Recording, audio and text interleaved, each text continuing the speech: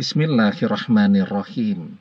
Assalamualaikum warahmatullahi wabarakatuh. Bapak-bapak, ibu-ibu, mas-mas, mbak-mbak, khususnya adik-adikku sekalian yang dirahmati Allah dimanapun Anda berada. Kembali di IIP Channel bersama saya, IIP Wijayanto. Kali ini kita akan membahas tema abaikan dulu mantan yang menolakmu. Lakukan ini agar ia datang sendiri kepadamu, mencium kakimu, dan memohon kembali bisa bersamamu lagi. Ya.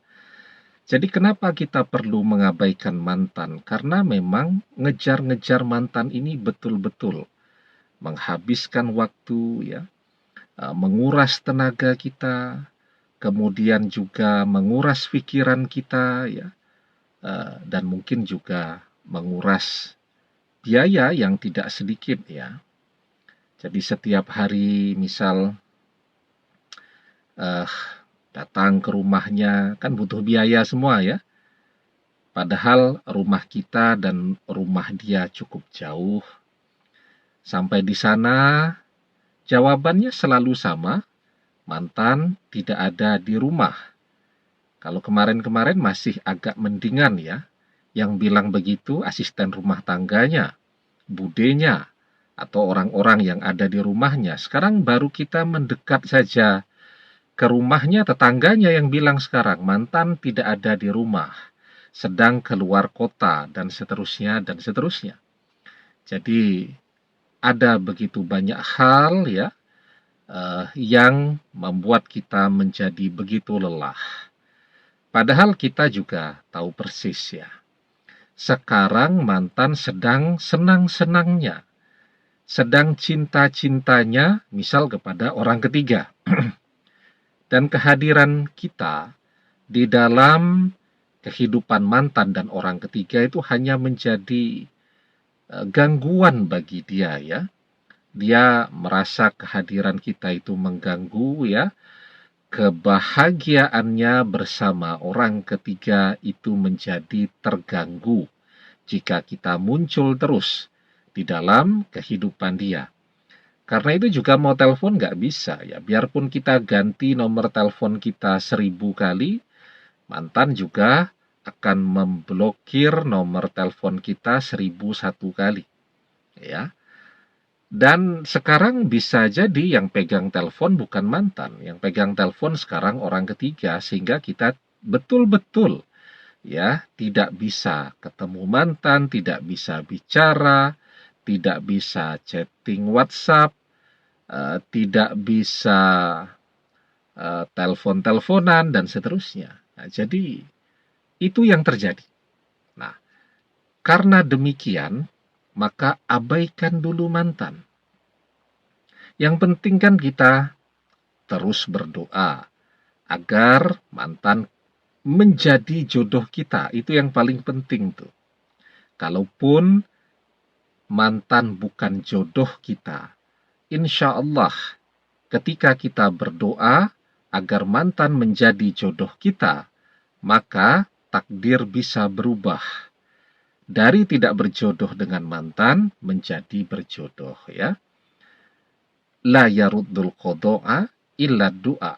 Tidak ada yang bisa menolak takdir kecuali doa. Jadi kalau takdir kita dan mantan itu tidak berjodoh, itu takdir tidak bisa kita tolak. Tidak berjodoh, kecuali dengan doa. Nah, jadi dari tidak berjodoh, insya Allah jadi berjodoh ketika kita terus berdoa. Yang penting itu, ya. Sediakan waktu setiap selesai mengerjakan sholat fardu, ya. Jadi kita 5 kali setiap hari berdoa, ya. Selesai mengerjakan sholat fardu, nah, kita berdoa agar mantan menjadi jodoh kita selamanya dunia akhirat.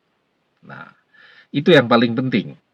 Insya Allah, biarpun sekarang mantan mengabaikan kita, mantan tidak peduli kepada kita, mantan sedang dekat-dekatnya dan senang-senangnya dengan orang ketiga, insya Allah dengan kekuatan doa kita, mantan akan menjadi jodoh kita.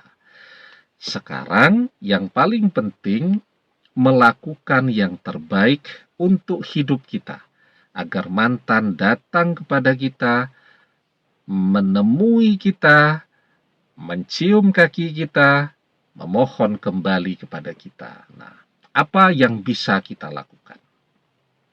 Sebelum kita bahas lagi lebih jauh, jangan lupa ya yang belum subscribe untuk memencet tombol subscribe dan menyalakan lonceng notifikasi agar Anda selalu mendapatkan pemberitahuan video-video terbaru dari channel kesayangan kita ini.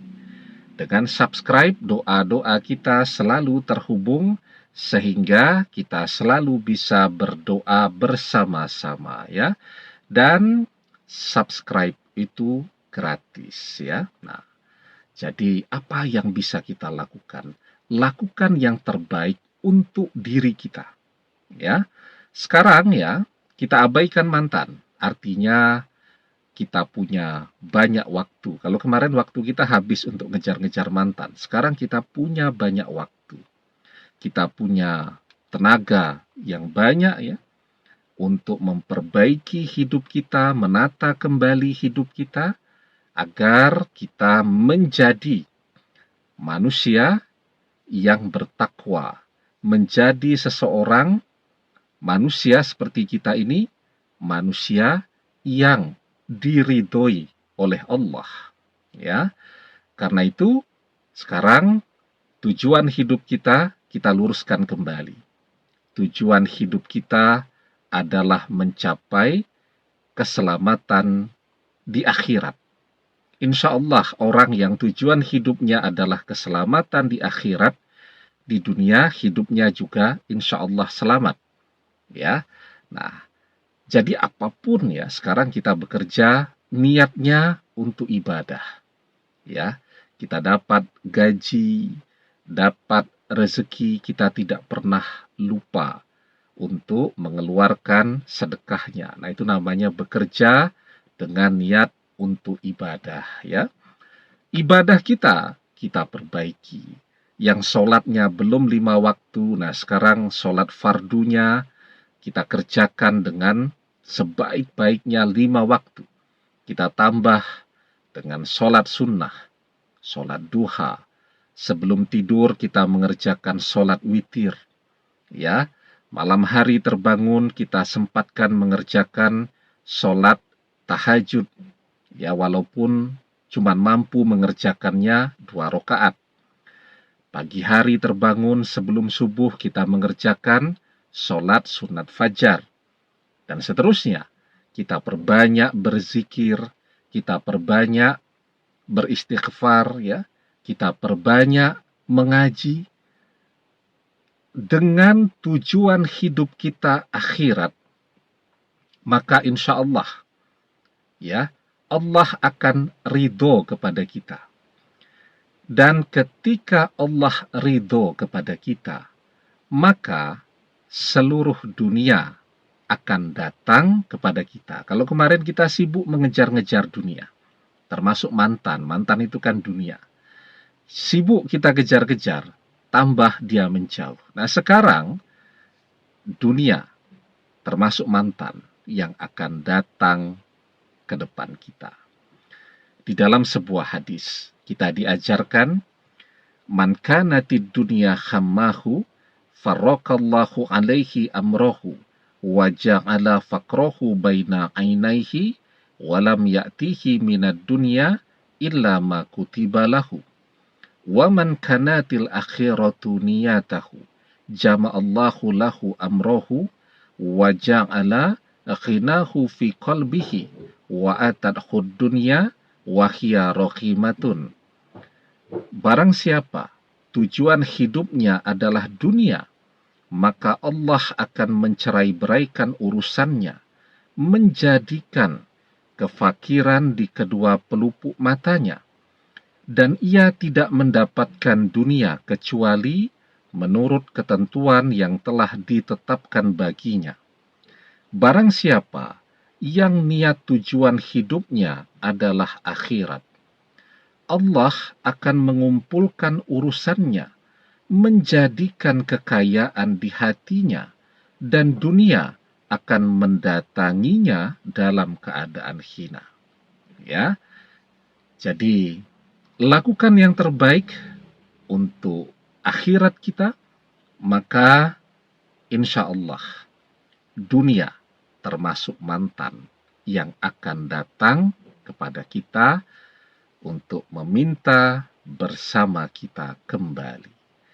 Demikian, semoga bermanfaat. Wallahu a'lam bishawab, billahi taufik wal hidayah. Assalamualaikum warahmatullahi wabarakatuh.